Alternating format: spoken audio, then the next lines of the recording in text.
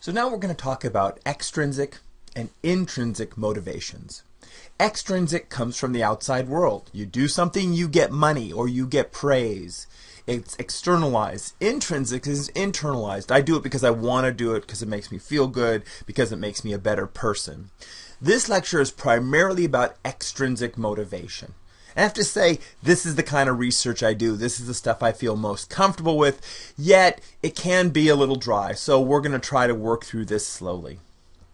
So when we talk about extrinsic motivations, sometimes it's a reward, sometimes it's something good. Okay? And this tends to increase behavior. You know, give an animal some food, that's extrinsic. They get the food, give a person money. And sometimes it can be punishment, where that decreases the behavior. If an animal does a behavior, there's a loud noise played, or it gets a shock. Sometimes we get punished as well for doing behavior, and behavior goes down. So we oftentimes use incentives, and you see this in the title of talk sometimes. Incentives are external stimuli that motivate behavior, you know, money or something like that. But it's also the anticipation of it, the expectation, the if-then. If I do this behavior, I'll get this reward.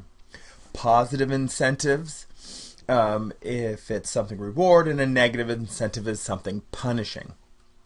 So here's where we get into my area of expertise. The question is, what is the value of extrinsic rewards? How are they perceived? And how do they ultimately affect behavior? What factors affect those incentives? Now we can talk about objective value. For example, $5 and $10. Well, $5 is 5 more than 0 and 10 is 5 more than 5. These are objective. $5 is $5. But then we talk about subjective value. How valuable is that money? What is the usefulness of that money? We talk about utility.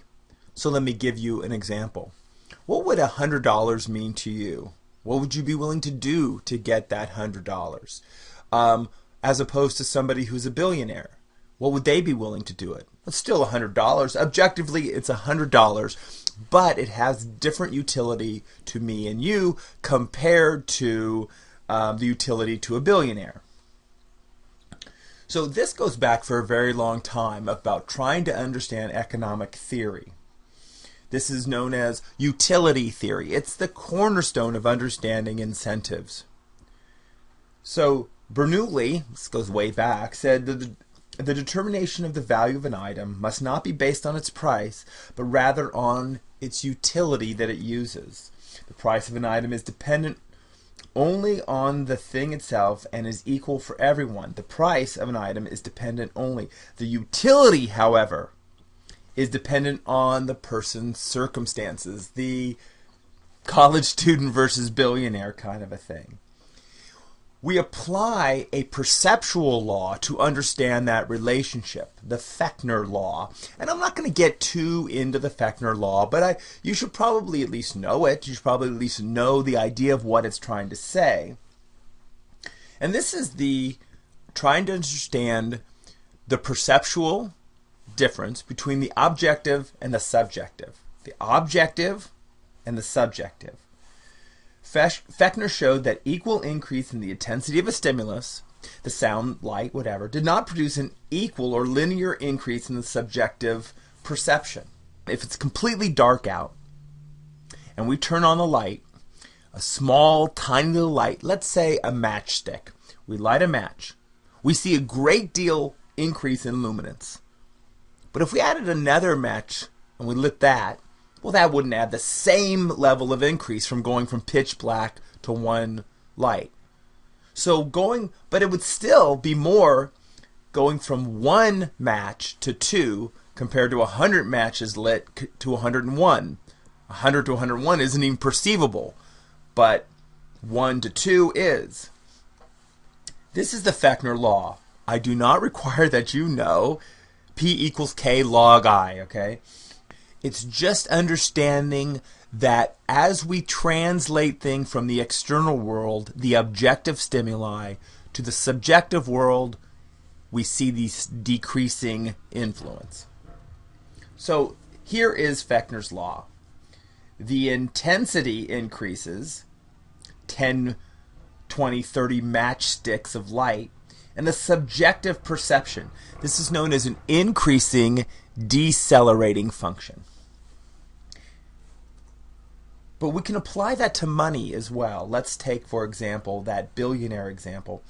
Let's say we're talking about, I don't know, $20. Going from 20 to 30 is an increase in 10. And you can see there's a big increase in value. See that big increase right there. But going from 70 to 80, according to this model, doesn't show a big increase. In other words, that $10, if you have $70 in your pocket, going from 70 to 80, subjectively isn't that big of an increase. But going from 10 to 30 is a big increase. Think of this in larger scales. Let's say somebody's talking about how much money somebody has in the bank right now. Maybe this is thousands of dollars. Going from 0 to 10 is a big increase, or 10 to 30 might be seen as a big increase. But if you have 100 grand in the bank, that increase doesn't have the same subjective weight. So when we look at that increasing decelerating function, we can look at it with food and money and water. If you take, for example, food, if you're really hungry and it's 8 o'clock at night and you haven't eaten dinner and it's really hungry and you eat one Oreo cookie, that has a great value to you. But if you've already had 10 Oreo cookies, going from 10 to 11 doesn't have the same value. It's still objectively one Oreo cookie. Depends on your state. What about delay? Delay, I'd like to talk a lot about delay because that's very important. Delay discounting, we call it. It's how we don't like things because we have to wait for them. And we see with delay discounting, I'm going to talk a lot about this, that if we don't have to wait at all, we get it immediately. Let's say down here is the amount of time an animal has to wait for food in seconds, or the amount of days that you have to wait to get paid. If you don't have to wait at all, very high value. But then as you have to wait, the value of that option decreases. Simple thing, if I gave you, how valuable would it be for you to get $100 now? What would you be willing to do to work for that $100, in terms of labor? What if I said you could get $100 in a year? Well, that's not very valuable if I have to wait that long. So delay discounting is trying to understand quantitatively how the delay or waiting for an incentive reward affects behavior, affects the subjective value of that reward. And we can try to look at that mathematically, and that's what we try to do in behavioral economics.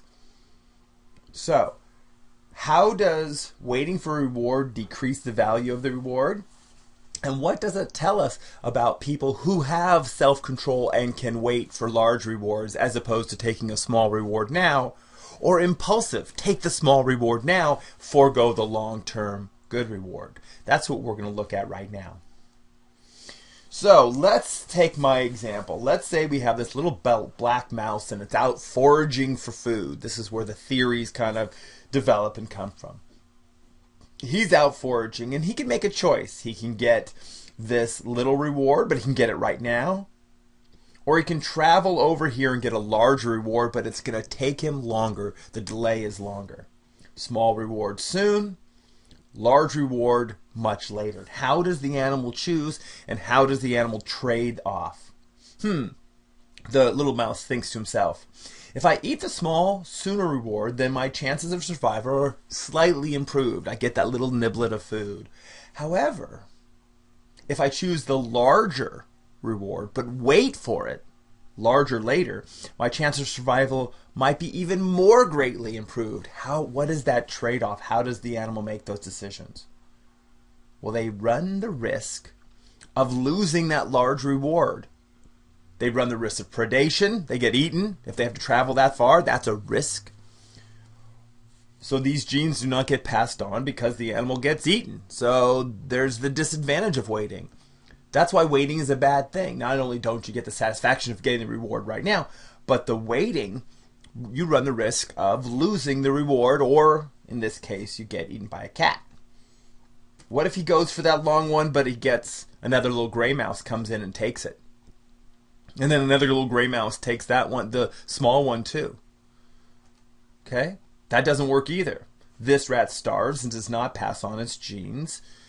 And so what we're looking at here, evolutionarily, is what are the genes involved in influencing these decision making? And they should have been shaped over thousands and millions of generations of decision making. So this has kind of a long history. This guy, Paul Samuelson, talked about that risk of loss as being relatively consistent, fairly consistent in terms of competition, in terms of predation, and so he talked about that kind of discounting theory. We can look at this in a little bit different way. We can look at that curve, try to understand that curve, but we can also look at projecting out, of getting that reward in the future, starting from a point and looking at how the reward in the future is perceived in terms of how long we have to wait for it. So Thaler in 1981 started talking about these kinds of documenting these kinds of anomalies. And if you're starting here and you're projecting out and you're thinking, I can get this small reward sooner, or I can get this large reward later, what are these curves that help us make those choices, those discounting curves? Because it depends a lot on when the person or animal is making the choice. Sometimes we have a cheeseburger, which is delicious. It's big. Oh, look at that cheeseburger with bacon. We could get that right away. And that can be an immediate gratification. Or we could say long-term gratification is maybe being in shape and being more healthy. A lot of these kinds of theories apply to many aspects of human psychology. Everything from addiction to economics and money, but also to health. So there's a lot of people doing work in this field of looking at foregoing immediate rewards, chocolate and sugar and fat, for better rewards way in the future, such as health. Where do you make that decision? Do you get that decision to take that or take that? It depends on where you start with your decision, where you make that decision, because when you get that cheeseburger right in front of you, you're having to make a decision between immediate gratification and distant, bigger gratification, which is health. If you project way out here, then sometimes it's easier to project in the distance. You say, I'm going to be healthy because I don't have that immediate reward. So we're going to talk about this a little bit in more detail coming up. So the question that people ask is, what mathematical relationship makes those curves? Makes those curves. And we're going to do a lot about this. Now, there are two basic models, and I'd like you to know just the basics of them. Two basic functions that relate time to devaluing a reward. One is known as exponential discounting. There's a few ways of looking at exponential discounting, but basically the two kind of ways I'd like to talk about is you talk about value, V value, or utility, or usefulness, or how much you like it, is equal to the amount you get times 1 minus beta with delay in the exponent. Beta here is the probability of losing the object. Remember, you're going to go after that big one in the future. What's the likelihood another mouse is going to come and get it? Somebody says, I'll give you this reward way in the future. What's the chances of you not getting that reward, that money reward? So here's one example. I don't know. I think this is difficult stuff to explain, but let's take the capuchin monkey example for lack of a better one I could come up with. Here's a little monkey, and he's out there looking for fruit. And he comes across a piece of fruit, and it's not very ripe. He could get some nutrition out of it, so it's a small reward, but at least he could get it right now. Or he could come back tomorrow, and maybe the fruit is riper, and he can eat it. There's more nutrition. So, little reward now, or wait. And then you ask, well, what's the chances of him coming back tomorrow and finding that somebody already has eaten his fruit? So, if there's a 20% chance of losing that piece of fruit, the opportunity to get food, if an animal waits one day before retrieving it, logically, there would be an additional 20% chance of losing it over the second day. So, if there's a 20% chance of losing it from today till tomorrow, that's one day. There should be an equal chance of another animal coming across and finding that fruit the following day, the second day. There should be a 20% chance. So logically, rationally, one would think that an animal evolved in this environment should devalue that reward, that piece of fruit, 20% each day. It should be nice and smooth. 20% first day, an additional 20% the second day, an additional 20% the third day. That's an exponential discounting. It's nice and smooth relationship. We see exponential discounting in terms of growth of money. Sometimes you put something in a savings account, and that you get compounded interest, and each year it increases by the same amount. Another way of looking at it, I think a simpler way, is really just to say value equals amount with delay in the exponent. So when I'm plugging in numbers and I'm trying to account for animal behavior, and I've done this, by the way, I can look at how much food the animal gets. I look at how much it has to wait. I apply this other thing called a natural log. But let's think about what you need to know. We're just trying to introduce you to these concepts. Well, one, value equals amount with delay in the exponent. Thought to work really well in economy and biology because it makes intuitive sense. It makes sense in the natural world. But most importantly here is it doesn't work well. It doesn't account for the behavior I see in my animals. It doesn't account for what we see in decision making in humans. It's a poor model. It makes rational sense, but it's not what animals and people do.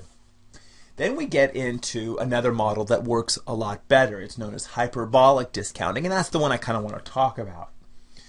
Delay is in the denominator. Value equals amount over delay. Value is directly related to amount and inversely related to delay. Delay reduces the value. Hyperbolic discounting. Now the thing about hyperbolic discounting is the first part of the delay drops faster than the second part of the delay, or the beginning of the delay, the value drops very quickly. After it's dropped, it doesn't drop quickly after that. So, if an animal has to wait 5 days to get food, the first day, if the animal's projecting, the first day is the hardest. The first day, that value drops out. The second day, it drops out pretty quickly too. But the third and fourth day, it's already flattened out. Another way of looking at it, and the proper way of looking at it, is the value equals amount over 1 plus KD. D is the delay. We have to add 1 because if one assumes, just looking at this model, if D becomes 0, value becomes infinity. This model would say, if it was just amount over delay, it would simply say, I'll give you $1 now, right now, or $1,000 in 5 minutes. And you gotta take a $1 now because immediate delay, as D approaches 0, the value approaches infinity. That can't happen. So what the 1 putting there, just the 1, is just saying when D approaches 0, value equals amount. K is going to be something that's important that we talk about, because K talks about how quickly the value drops out. So here's what you need to know. Value equals amount divided by delay. Delay is in the denominator. You have to add a 1 there. Hyperbolic discounting seems to work best in real life with animals and people. It's a typical psychological model, and it also kind of works a little bit in optimal foraging theory. But I'd like to explore it a little bit. So this is kind of looking at a smooth curve. Smooth curve. This is kind of an exponential curve. It's rational, but it's not what people do. This quick drop here, wham, it drops down and then flattens out, is irrational, but it's what people do. It's how people discount. It's one of the reasons that if you go to a grocery store and you're at the checkout and there's candy bars at the checkout and you're right there, you buy the candy bar, the checkout person rings it and gives it to you and you eat it. If you can get that reward right now, it has tremendous value, that chocolate. But if they say, you can buy that chocolate bar, but you can't eat it until you get home, oh, it's really easy to go, no, it's fine, I can discount it. Okay? It has a lot to do with impulsivity in people. How do we determine those curves? How do we determine which curves work best? I'm going to give you a few examples. One example is known as the titration experiment. I'm going to explain it in future slides. I'm going to explain it right now. Here's what you do. You give the animal 2 options. Option A or option B. This is the same with people. Pick A, pick B. 2 options. Option A and option B. You keep one option the same in terms of the amount and the delay.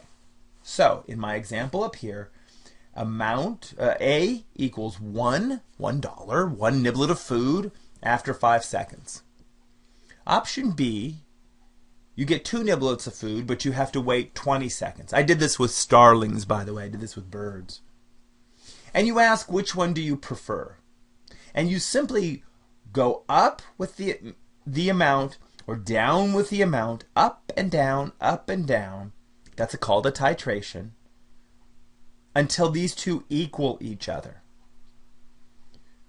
How many niblets of food would I have to give this animal from B for it to accept the fact that 20 seconds, it's willing to wait 20 seconds?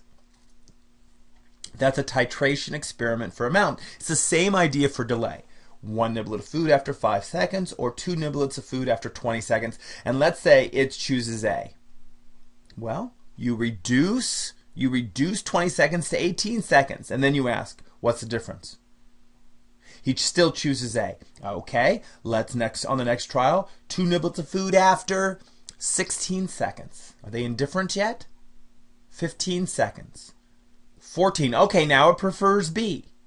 So you bump it up and bump it down and up and down until you find that relationship. So, I could ask somebody, I'll give you $100 now or $200 in 2 months. And they go, I'll take the $100 right now. I'll take it right now. Okay. What about $100 now and $200 in 1 month? I'm going to adjust it. And then they start thinking. They start thinking, oh, okay. I'll take B. I'll take the $200 and I'll wait a month. Okay. Then on the next person or the next situation, you say $100 now or $200 in 1 month and 1 week. This is that adjustment until we find the point of indifference. That point of indifference will tell us the relationship between amount and delay. Let's take our black mouse again. This is how you'd run the experiment. I'm just giving you an example of the things I've talked about the past slides. Comes over here and he gets this many niblets of food. How many are there? 2, 4, 6, 8, 10. Oh, he chooses option B and he gets 10 niblets of food. And what we find is the animal doesn't care. He'll choose A, he'll choose B. This one's A, this one's B, he's indifferent. They both have the same value. Right here, same value. If there's no delay, they both have the same value. And then you ask the question, you get 10 niblets of food if you choose here right away, or you click here and you get 10 nibbles of food after 30 seconds. Which one would you choose if you were a little mouse? Oh, I'll go right there for sure. Right there for sure. And then you begin to adjust. What about that? What about 5 niblets of food right away or 10 niblets of food in 30 seconds? Do you see that relationship? Which one do you prefer? You keep adjusting these things until we see an animal is indifferent. Okay, 1 niblet of food right now is equal to 10 niblets of food in 30 seconds. The animal doesn't care. It'll choose this one as often as it'll choose this one. Back and forth, titration. Okay? And then we get these nice curves. We get these nice relationships between delay and the percent of the larger amount. Percent choosing a larger amount. This will tell us that relationship, that curve.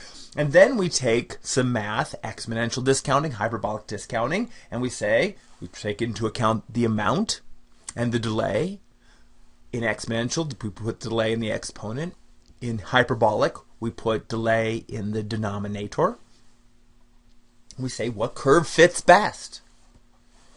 And we found, and a lot of this work was done by a guy named Mazur. There's a picture of him. What he found when looking at this relationship was that value equals amount over 1 plus KD. This is his work. And we find this hyperbolic discounting to be very predictive of bird behavior, of rat behavior, of monkey behavior, and of people behavior. And what it's saying is that the first part of the delay, you see a rapid drop in its value, and then it kind of flattens off. Now, the question is, what kind of curves do we get? Because we can adjust the deepness of the curve by affecting the value of K. This is where we're modeling, right? And the greater the K value, the steeper the curve. Which means the person hates delays. They are very impulsive. The animal is very impulsive. They do not want to wait. Because the only way it has value is if you get it immediately. As soon as you wait even a little bit of time, it drops out. Well, what if K is 1? Okay, well, that's less of a steep relationship, and the person can have a little bit more self-control. What if K is 0.01? Well, then they can even wait longer. They're not as impulsive. Why is this important? Well, we can learn a great deal about everything from food and diet and health and addiction by looking at these impulsivity curves. I'm going to give you one example. This is a study by Madden et al. 1997, and they looked at people who were opiate dependent and people who are not opiate dependent. These are addicted to heroin or OxyContin or something. And they asked them a series of questions. They simply said, give you $100 now or $200 in 3 months. Would you take it? Okay, now let's try this one. I'll give you $50 in 2 weeks or $600 in a year. Or I'll get, all these series of mathematical kind of questions. And the person would sit there and they go, I'll take that now, I'll take that later, I'll wait. And what we find is people who are addicted to opiates have tremendous impulsivity problems. Now that's either caused by the addiction or a cause of the addiction. And this is where it gets kind of interesting because we start looking at the nature of individuals and the level of their impulsivity and how much they are willing to forego an immediate reward to get a bigger reward later will tell us a bit about their impulsivity.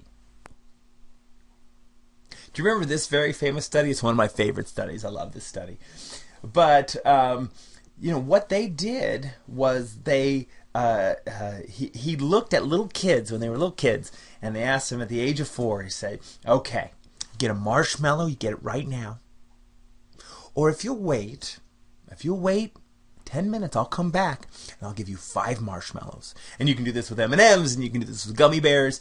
And you ask the child what's going to do. You can ring a bell and you can eat that marshmallow right now. Or I'll come back 10 minutes, you get 5 marshmallows, right? And he tracked those kids for a long time. Some of those kids ate that marshmallow, couldn't wait. They couldn't wait. You ask how long they could wait. Maybe they waited 3 minutes and then they'd eat the marshmallow, you know? Oh, what about the kids who could wait? And wait, and then they come in and they give them the marshmallow, 5 marshmallows. Track those kids.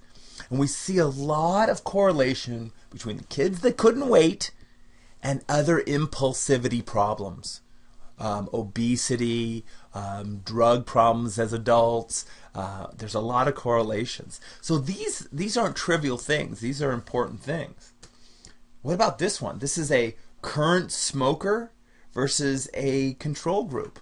Look at the K-value differences. Look at the K-value differences. And so there's a lot of issues looking at the relationship between levels of impulsivity and addiction. So, we're going to go on and look at a few other things as well. What about this question here? I'll give you $100 now or $200 in 2 months. What we find with this question is a large proportion of people go, I'll take A. Give me the $100, I'll leave your office. I don't want to come back in 2 months. You might not even be here. What about $100 after 12 months? Get $100, come back to my office, $100, I'll give you it in 1 year, or $200 in 14 months, 1 year and 2 months. And what we find is in the first option, they'll take A, I'll take the $100 right now, but in the second option, they'll wait, and they'll take B. This is irrational. Exponential discounting can't account for this behavior, hyperbolic discounting does. This experiment is called the preference reversal experiment. What's the difference between A and B here? $100. And what other differences? There's a difference of 2 months. $100 and 2 months. What about here? $100 difference, 2 month difference. It's the same thing. But because of hyperbolic discounting, the immediate reward is so valuable, but once you delay way out in the distance, 12 months, 14 months, it's all the same. There is a big difference between now and 2 months, but no difference really between 12 months and 14 months. It's irrational, but it's true. It's also how people to get really bad credit card debt. Get your credit card now, no interest for 1 year. Buy this furniture now, no interest, no payments for 2 years. We like things now, and the value in the future is really dropped. So this has a lot of application to some real-world stuff, to real-world decision-making, especially when it comes to hyperbolic discounting. I'm going to give you kind of a scenario example, and then I'm going to give you some mathematical examples. I'm hoping one way it kind of gets in. So let's imagine you have to study for one of my exams, and my exam is several hours away, several days away. And maybe it's a Thursday night, right? It's Thursday and your exam is next Monday. But your friends say, hey, you want to go see a movie Friday night? And the movie has a certain value to you.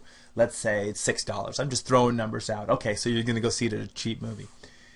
But the exam has a great value to it. You had to spend a lot of money for this class. If you were to monetarily give value to the exam, it's much higher than the movie.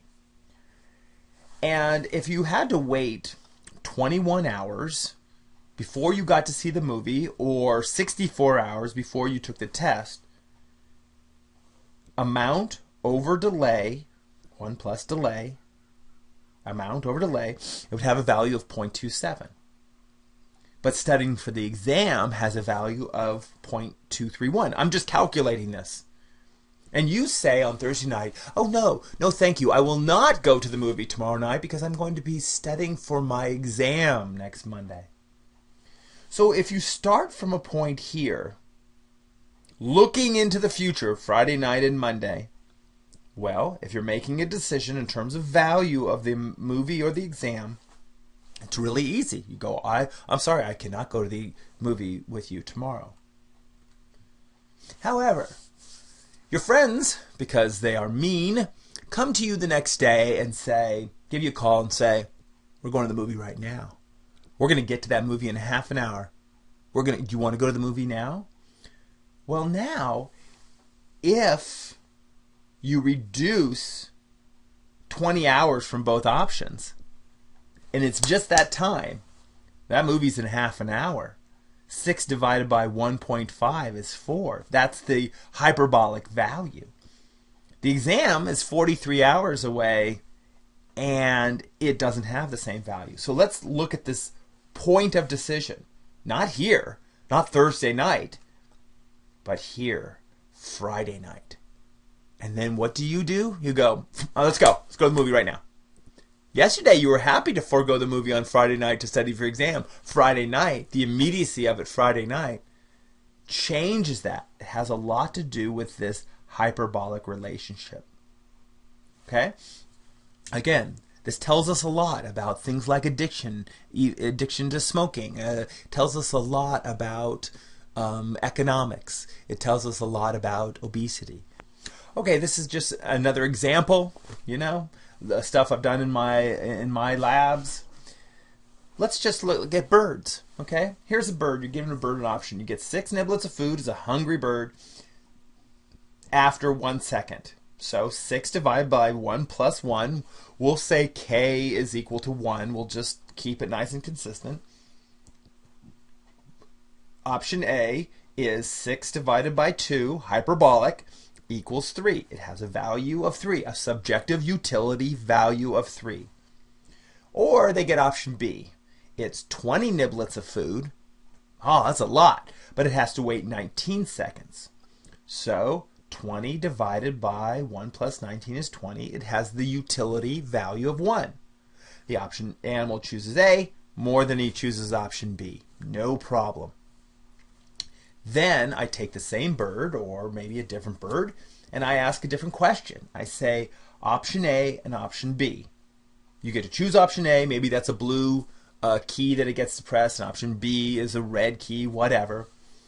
And I take this example up here, and I add 23 seconds to both. Now it's 1 plus 24, 6 divided by 25. It has a value of 0.24. And 20 divided by 42, or 43, 20 divided by 43 equals 0.48, and now A has a less value than B. All we did was add equal amount to both options, and we changed the animal's preference. Hyperbolic discounting explains this. Exponential discounting doesn't. It's irrational.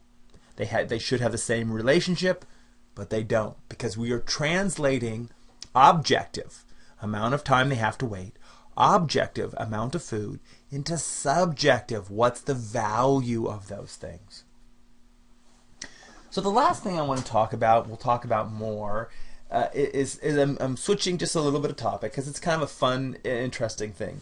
Because we have these kinds of curves, let's take this utility curve. What's the name of this curve? Fechnerian. Very good. Okay.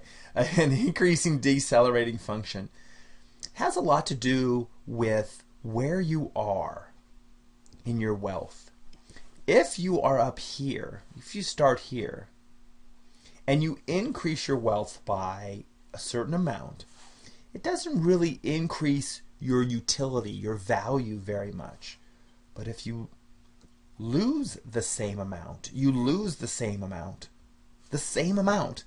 it really has great disutility. It really has great influence on you psychologically.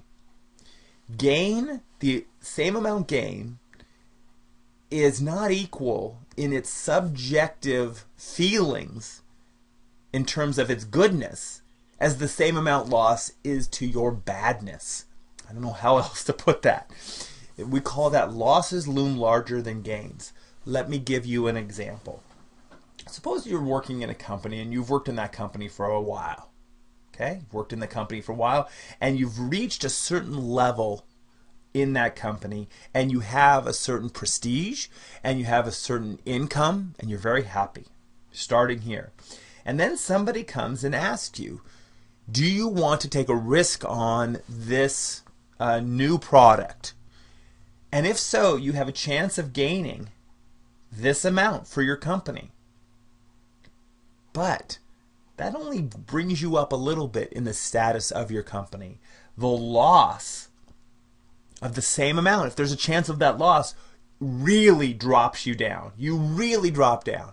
And so people, the longer they're in company, tend to be less risky. And I will talk about this in greater detail in another lecture. But here's a fun experiment that demonstrates that. Students were given coffee mugs and they were called the owners. Here's a coffee mug, you're the owner of the coffee mug. And asked how much they were willing to sell their mugs for. Other students were asked how much they were willing to pay for another student's mugs. They're not the owners, they're the buyers. Other items were bought and sold, pens and binoculars and some fun stuff. And what they found was if that you owned it, the loss of it had greater value than if you didn't own it and you wanted to buy it, how much it was to gain. These are the people willing to sell and what they put the price of it was. Because the loss of it was harder than those people who didn't own it and were asked to gain it. I think if I was to buy that, I'd buy it for $2. The people who own the mug go, I like the mug. I'd have to lose this mug. I'd have to lose it from me. That would be very harsh. And I'm going to say $4.50. See that relationship? Losses loom larger than gains. So the question is, what has the greatest psychological weight, winning or losing? And we see this in businesses and we see this in economic decisions. Rewards are gains and losses are punishments. The impact is not equal. Rewards have less psychological impact than the same amount gained. Losses loom larger than gains. And we're going to talk about Kahneman and Tversky in another lecture. Okay, I finished.